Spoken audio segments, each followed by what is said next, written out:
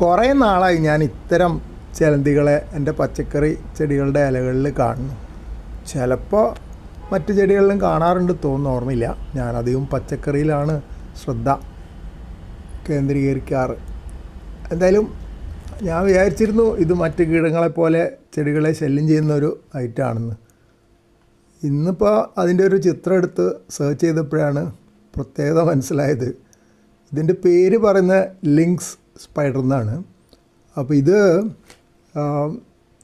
നമുക്ക് ഉപദ്രവമുള്ളതല്ല എന്നാണ് മനസ്സിലാവുന്നത്. എന്ന് വെച്ചാൽ ചെടിക്ക് ഇതവിടെ ഇങ്ങനെ മറ്റ് നമ്മൾ സാധാരണ ചിലന്തികളൊക്കെ വല കെട്ടിയിട്ട് അതിൽ കാത്തിരിക്കുകയല്ലേ ചെയ്യുക, പ്രാണികളൊക്കെ ആ വഴിക്ക് വരികയാണെങ്കിൽ പിടിക്കാൻ വേണ്ടിയിട്ട്.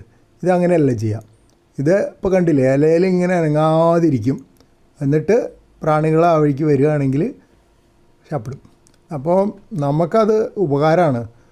ഈ കീടങ്ങളെ, അതായത് ഇലകൾ തിന്ന് നശിപ്പിക്കാൻ വരുന്ന കീടങ്ങളെയാണ് ഇത് ഭക്ഷിക്കുന്നത്. അപ്പോൾ ശരിക്കും ഒരു ബയോളജിക്കൽ കീടനാശിനിയായിട്ട് വേണേൽ കണക്കാക്കാം.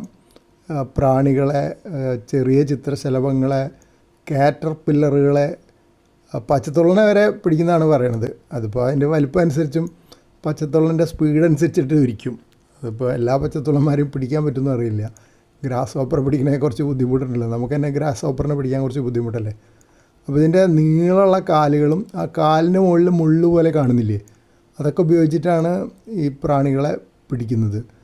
അപ്പോൾ ഇതെന്തായാലും ചെടിയുടെ നീര് കുടിച്ചെടുക്കാത്ത ഒരു ഐറ്റമാണെന്ന് മനസ്സിലായി. അത് നമുക്ക് വലിയൊരു സമാധാനമാണ്. മാത്രമല്ല അത് അവിടെ അനങ്ങാതിരിക്കുമ്പോൾ ഒരു ക്യാമോഫ്ലാജിങ് ഉണ്ട് അതിന്.